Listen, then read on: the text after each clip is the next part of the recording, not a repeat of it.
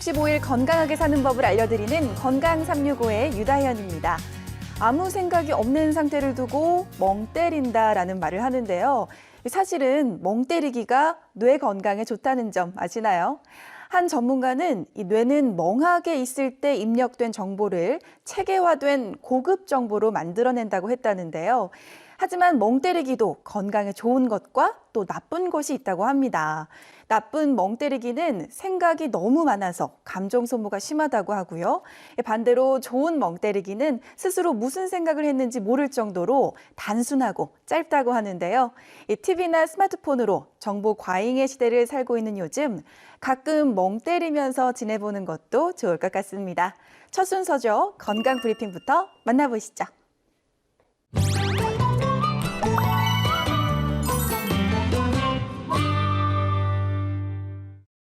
안녕하세요. 건강브리핑 이금숙입니다.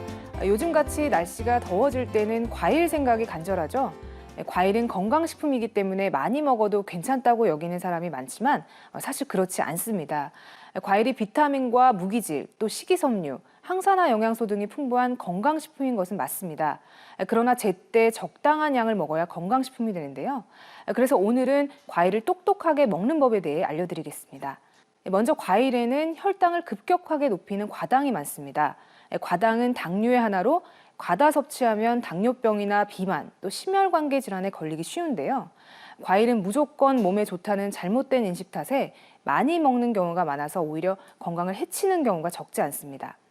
식품의약품안전처가 2010년에서 2012년 우리 국민의 당류 섭취량을 분석한 결과 한국인의 하루 평균 당류 섭취량은 65.3g으로 나타났고요.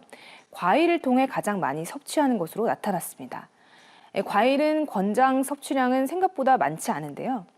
대한영양사협회에 따르면 한 번에 먹는 적절한 과일의 양은 각각 단감의 경우 2분의 1개, 귤은 1개, 또 바나나는 2분의 1개, 사과 3분의 1개, 포도 19알 정도인데요. 간식으로 하루 2번 정도 먹는 것이 적당합니다. 하지만 당뇨병 환자는 혈당 지수가 낮은 과일을 먹어야 하는데요. 한국영양학회 분석 결과 혈당 지수는 사과와 배가 낮았고 복숭아와 수박은 높았습니다. 그러나 일일이 혈당 지수를 기억하지 못한다면 백도 복숭아나 수박, 또 바나나 같이 부드럽고 물렁한 과일보다는 사과나 배, 천도 복숭아, 개구리 참외, 참다래처럼 단단한 과일을 제한적으로 먹는 것이 좋은데요. 단단하고 딱딱한 과육을 가진 과일은 섬유질을 이루는 세포 조직이 질기고 촘촘하게 이루어져 있어서 인체 내 소화 흡수가 천천히 되기 때문에 혈당 지수가 급격히 올라가는 것을 막는 효과가 있습니다. 반면에 부드럽고 물렁한 과일들은 섬유질이 연하게 조직돼 있어 인체에서 소화 흡수가 빠르다 보니 혈당 수치를 쉽게 높일 수 있습니다. 그리고 과일을 먹는 시간도 신경을 써야 하는데요. 과일은 보통 식사 후에 많이 먹는데 이런 습관은 특히 당뇨병 환자에게 좋지 않습니다. 식사 직후에는 높아지는 혈당을 낮추기 위해 이 췌장에서 인슐린이 분비되는데요. 이때 과일을 많이 먹으면 혈당이 다시 올라가게 되고 또 췌장은 인슐린 분비를 과도하게 하면서 지치게 됩니다. 이 과정이 반복되다 보면 그 췌장 기능이 저하되거나 망가져서 당뇨병이 악화될 수 있습니다. 과일보다 더 주의해서 먹어야 할 것이 바로 과일 주스인데요. 과일 주스에는 식이섬유가 거의 없고 또 비타민의 손실도 많아서 과일만큼 영양가가 없는데요. 포만감이 덜하기 때문에 많이 먹기도 쉽습니다. 그래서 전문가들은 과일 주스를 과일처럼 건강에 좋다고 생각해서 마시는 사람이 많지만 100% 생과일 주스가 아니라면 첨가당이 함유된 설탕물에 불과하기 때문에 굳이 먹을 이유가 없다고 조언하고 있습니다. 오늘 알려드린 과일 똑똑하게 먹는 법을 알아두셔서 건강한 식습관 유지하시길 바랍니다. 이상 건강 브리핑이었습니다.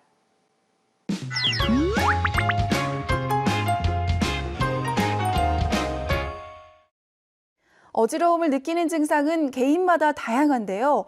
어지럽다, 현기증이 난다, 주위가 빙빙 돈다, 또 중심을 잡을 수가 없다처럼 표현하는 방식도 다릅니다. 이런 증세가 생길 때마다 빈혈이라고 가볍게 생각하는 경향이 많은데요. 실제로 빈혈에 의한 경우는 드물다고 합니다. 특히 피곤하면 어지럽다는 분들이 많은데요. 이렇게 피곤하거나 몸이 안 좋으면 우리 몸의 감각을 통합하는 기능이 일시적으로 떨어져서 어지럼증이 올 수 있다고 합니다. 그래서 이번 시간에는 어지럼증의 원인과 증상, 그리고 치료법에 대해서 알아보도록 하겠습니다. 자리에는 이비인후과 전문의 오재국 원장님 나오셨습니다. 안녕하세요. 예, 안녕하세요. 이비인후과 전문의 오재국입니다. 어지러움증은 10명 중 1명이 경험할 정도로 흔한 증상인데요. 단순히 불안정하게 느끼거나 몸이 흔들리는 느낌, 물 위에 떠 있는 느낌 정도의 가벼운 증세도 있지만 토하거나 열이 나고 식은땀을 흘리거나 자꾸 넘어지는 것처럼 심한 어지러움증을 느끼는 분도 계십니다. 이럴 때 많은 분들이 빈혈을 의심해서 내과를 찾으시죠. 하지만 과도한 영양 섭취가 문제되고 있는 현대 사회에서는 사실상 빈혈로 인한 어지러움증은 드뭅니다. 어지러움증 자체 때문에 병원을 찾을 정도라면 이비인후과와 관련된 문제일 가능성이 큰데요. 이번 시간에는 단순한 어지러움증 외에 병원을 꼭 찾아서 치료받아야 하는 심각한 어지러움증에 대해서도 함께 알려드리겠습니다.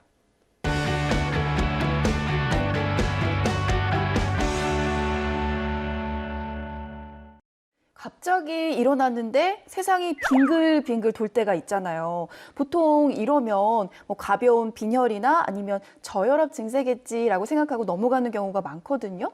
근데 이게 어지럼증과도 관련이 있다고 하는데요. 이 어지럼증 정확히 어떤 건가요? 그러니까 어지러움증은 한마디로 증상을 말하는 거죠. 그러니까 사실 많은 증상들을 포함하고 있는 겁니다.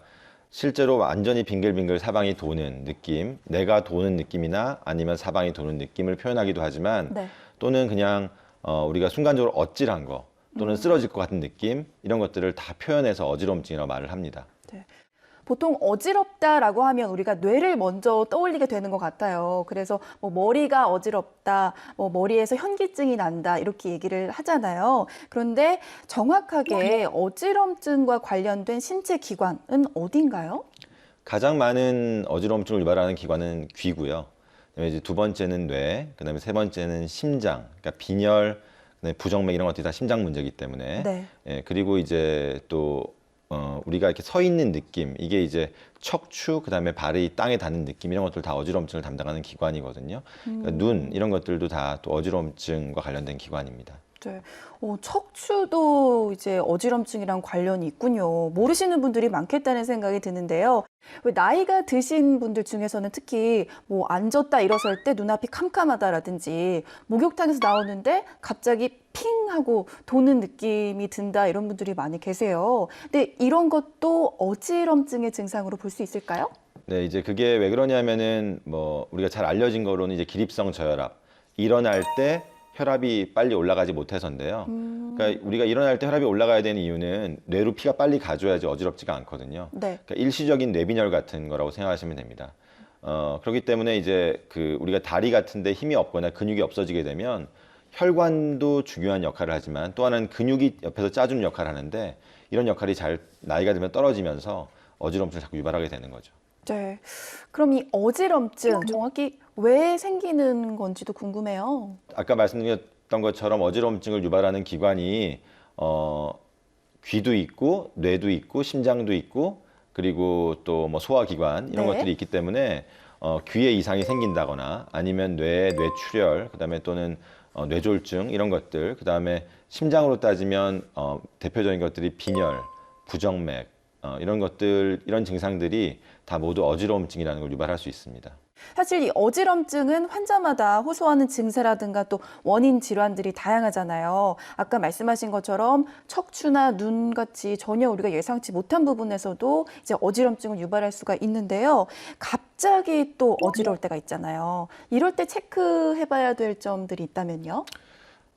일단은 이게 이제 어디에 문제인가를 알아야 되는데 사실 가장 급한 건 뇌의 문제겠죠. 네. 그러니까 뇌의 문제가 생기게 되면 첫 번째는 약간의 의식 소실이 있다던가 아니면 내가 말을 잘 못하겠다던가 그러니까 내가 어떤 내 주변 사람의 이름을 부르고자 하는데 말이 잘 안 나오는 거죠. 그다음에 손발에 힘이 빠진다던가 아니면 두통이 매우 심하다던가 이런 어지러움증들은 사실 매우 응급질환이기 때문에 네. 빨리 응급실을 찾는 것이 중요합니다. 네. 사실 뭐 요즘 다이어트다 뭐다 해서 꼭 나이가 드신 분들이 아니라 젊은 층에서도 어지럼증을 느끼는 경우가 많으니까요. 연령대 상관없이 잘 체크해 보셔야 될 것 같고요. 이 어지럼증에게 꼭 필요한 치료법이 있다면 어떤 것들이 있을까요? 이게 이제 지금 어지럽다 그러면 무조건 쉬시거나 아니면 약을 먹어서 어지럼증을 다스리려고 하시는데요. 네. 물론 우리가 이제 아주 처음에 급격하게 어지러울 때는 약을 복용하는 게 맞습니다. 그러나 대개의 병들은 적절한 치료가 된 다음에는 전정재활 운동이라고 결국은 전정재활 운동이요? 네. 퇴화되어 있는 어떤 전정기관, 어지러움증을 담당하는 기관의 기능을 향상시키는 운동을 하게 되면 훨씬 더 빨리 어지러움증을 극복할 수 있다고 되어 있고요.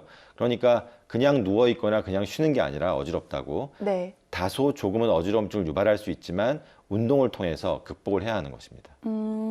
그렇다면 지금 얘기를 해주신 전정, 재활, 운동 이런 걸 할 때 주의해야 될 점은 어떤 게 있을까요? 가장 중요한 포인트는 정말 어지러울 때는 하면 안 된다는 거죠. 그러니까 정말 어지러운 시간에는 그 운동을 하다가 넘어질 수도 있고 낙상의 위험도 있으니까 아주 어지러움증의 시간이 지난 급성기를 지난 그 이후부터는 운동을 하면 좋고 운동이 이제 그 몇 가지 포인트들이 있습니다.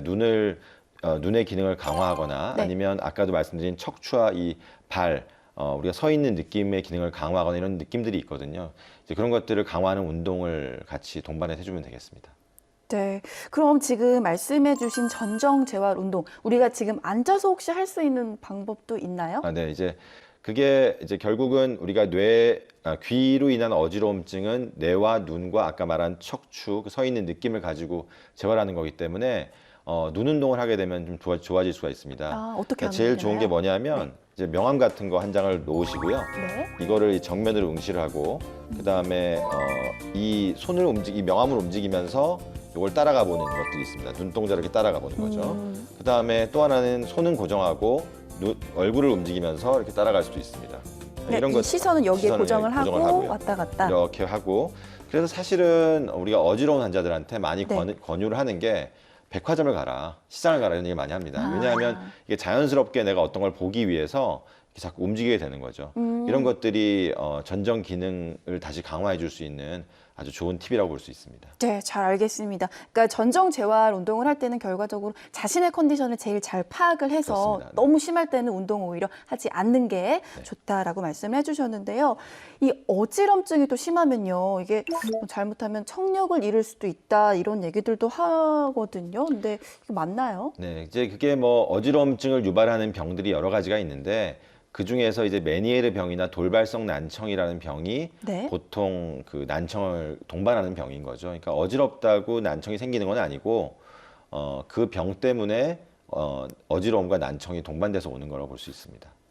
그 조금 전 얘기를 해주셨지만 이 어지럼증을 유발하는 대표적인 질환이 이석증이라고 하는데요. 이 이석증 뭔가요?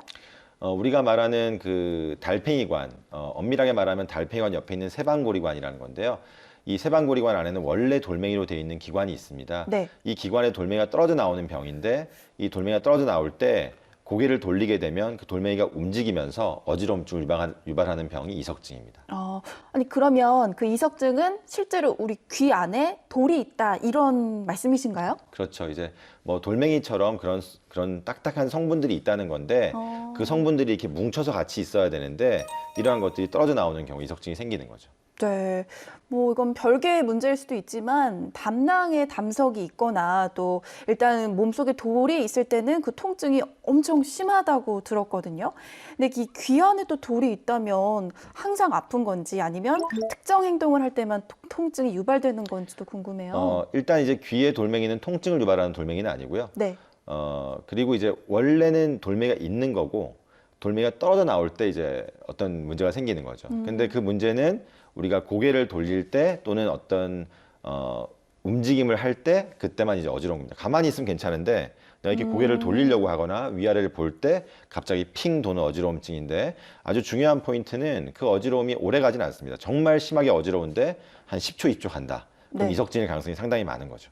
그 이 이석증이 생기면요, 뭐 난청이나 이명처럼 귀와 관련된 뚜렷한 증상들도 나타나나요? 이것도 중요한데 이제 귀 때문에 어지러움증이 생기는 몇 가지 병이 있는데 그 병을 구분할 때 난청이 동반된 질환이냐 아니냐를 많이 보게 됩니다. 그러니까 네. 이석증은 난청을 동반하진 않고 메니에르 병은 난청을 동반하니까 만약에 어지러운데 내가 귀가 먹먹하거나 약간 잘 안 들린다. 그러면 이제 메니에르 병일 가능성이 많고요. 그 다음에 순수하게 어지러운데 아주 짧은 시간만을 어지럽다. 그럼 이석증일 가능성이 많고 그 다음에 이제 어지러운데 상당히 긴 시간 동안 좋아지지 않는다. 그러면 전정신경염이라고 어지러움증을 담당하는 신경에 염증이 생긴 경우가 있습니다. 이런 병들을 이제 구분하게 되는 거죠. 네. 지금 저희가 이석증도 알아봤는데 또 방금 얘기하신 메니에르병 이것도 이제 또 다른 어지럼증을 유발하는 질환이거든요. 사실 저는 이 단어를 처음 들었어요. 시청자분들도 생소하신 분들 계실 텐데, 근데 이게 생각보다 이 질환을 겪는 사람들이 많다고 하는데 이 메니에르병 정확히 어떤 건가요?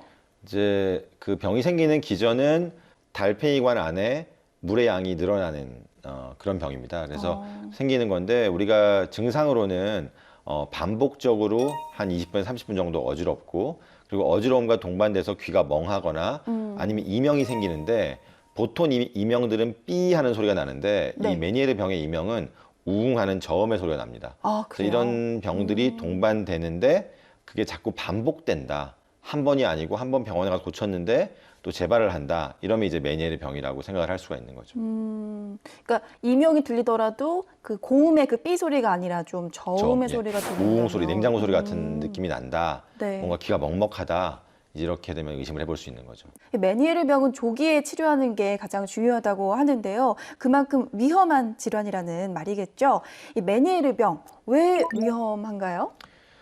메니에르 병은 이제 가장 위험한 이유는 반복적으로 어지러울 수 있다는 겁니다. 그러니까 이제 치료가 됐는데 내가 운전을 하고 있는데 네. 갑자기 다시 그런 증상이 생길 수가 있는 거죠. 그럼 위험이시죠. 네, 그러니까 운전하다 갑자기 네. 어지러우면 위험할 수 있으니까 이제 그런 것들 때문에 사실 메니에르 병이라는 거를 정확히 인식하고 그게 실제로 어지러움이 왔을 때 어떤 약을 먹어서 응급 대처를 할 것인지 그 다음에 또는 이 메니에르 병이 오기 전에 대개는 전구 증상이 있습니다. 아까 말씀드렸던 우웅하는 소리라던가 귀가 약간 먹먹해진다던가 그런 전구 증상이 있으니까 메니에르 병을 앓고 계신 분들은 그런 것들에 대한 충분한 인식을 하고 네. 약을 처방받아서 그런 증상이 생기면 어떻게 할 것인지 충분한 플랜을 주치의와 짜는 것이 좋다고 볼 수 있습니다. 네.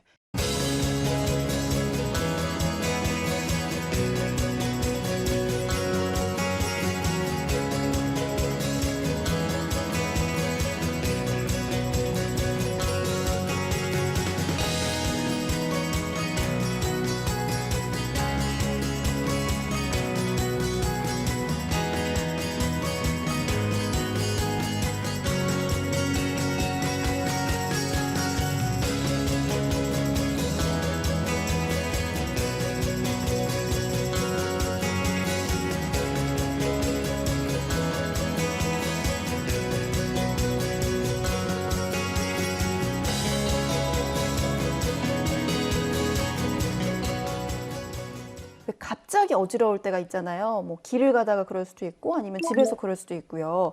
이렇게 갑자기 어지러울 때 이제 할 수 있는 응급 처치 방법이 있다면요? 이제 사실 어지러워서 문제가 되는 거는 넘어져서 쓰러지는 거거든요. 네. 그러니까 일단 우리가 빨리 좀 앉는다거나 주저앉는 것이 좋고 그다음에 앉는 게 좋은 이유는 어쨌든 서 있을 때보다는 뇌로 피가 빨리 가니까 그런 부분도 도움이 될 수 있고 그다음에 또 하나 중요한 건 사실 대개 귀나 다른 문제 뭐 심장이나 이런 문제들은 대개는 앉거나 휴식하면 좀 좋아지는 부분이 있거든요. 네. 근데 문제는 이게 뇌의 문제인가 아닌가를 아는 게 제일 중요하고 뇌의 문제는 절대 걷지 못합니다. 그러니까 우리가 귀의 문제는 정말 어지러워 죽겠지만 내가 어떻게든 걸을 수 있는데 뇌의 문제는 내가 쓰러질 수밖에 없거든요. 네, 그러니까 만약에 그런 증상이 있다면 바로 응급실에 가셔서 처치를 받으셔야 합니다. 네. 일단 뭐 뇌 문제 같은 경우는 이제 본인의 의지로 어떻게 할 수 할 수가 없는 없으니까 거죠. 바로 네, 응급실을 맞습니다. 가야 되고 네. 뭐 귀나 이런 거에 관련된 거는 무조건 앉는 게 네. 중요한 거거든요. 앉아서 휴식을 앉아서 일단 휴식을 취하는 취한다. 네, 잘 알겠습니다.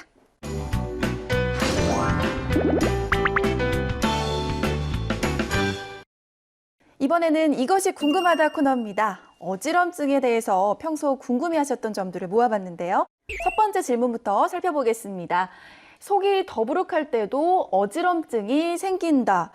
이게 속 더부룩한 게 어지럼증이라도 관계가 있나요? 네, 실제로 병원에 오시는 분들 중에서 어지럽다고 하시는 분들 중에 알고 보면은 체하거나 이런 것들 때문에 왜냐하면 체하게 되면은 우리가 혈류가 위쪽으로 많이 가게 됩니다. 네. 그러니까 상대적으로 뇌에는 적게 가게 되니까 어지럼증을 유발할 수가 있죠. 그러니까 속이 더부룩할 때도 어지럼증이 생긴다는 맞는 얘기고 또 하나는 어지러움증이 생기게 되면 속이 더부룩하도 맞는 얘기입니다. 그러니까 어지럼증이 생기게 되면 토를 하거나 소화가 갑자기 안 되기 때문에 그 속이 더부룩해도 어지럼증이 생기고 어지러워도 속이 더부룩한 거죠. 그러니까 지금 1번의 정답은 O고요. 네. 자, 2번 질문 볼게요. 다음 질문. 냉방기가 어지럼증을 일으킨다.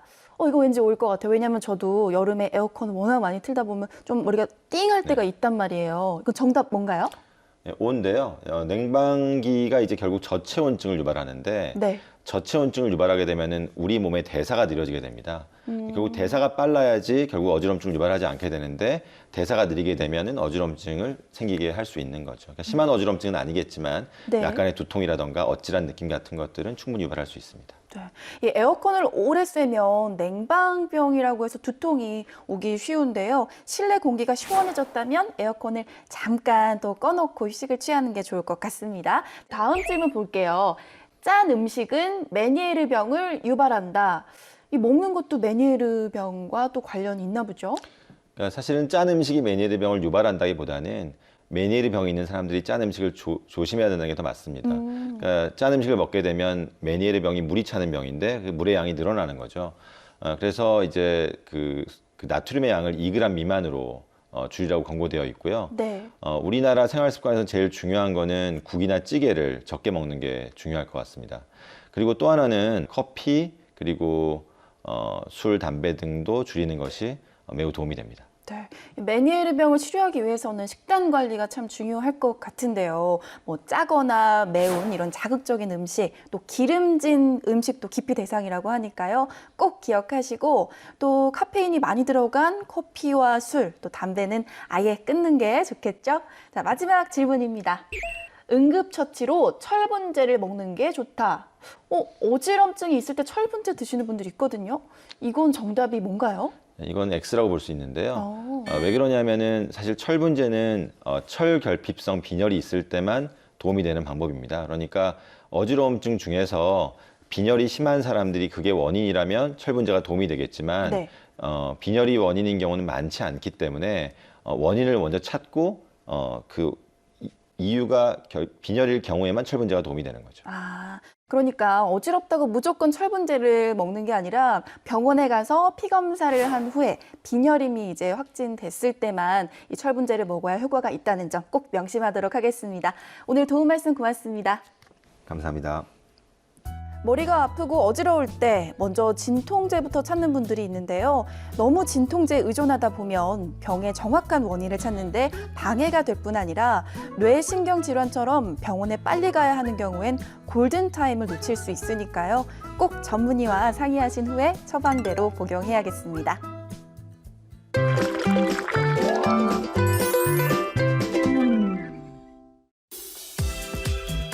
안녕하세요. 셰프 정호균입니다. 굴은 바다의 우유라고 불릴 정도로 우유와 비교해도 손색이 없는 영양 성분을 가지고 있다고 합니다. 굴에는 필수 영양소들이 풍부해 특히 어지럼증에 도움이 된다고 하는데요. 오늘은 그 맛있는 굴을 가지고 요리를 만들어 보겠습니다.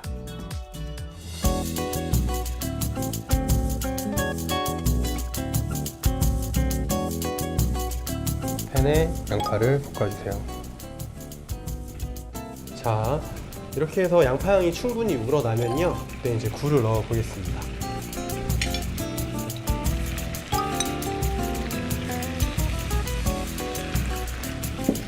그리고 준비된 케이퍼도 넣어보겠습니다.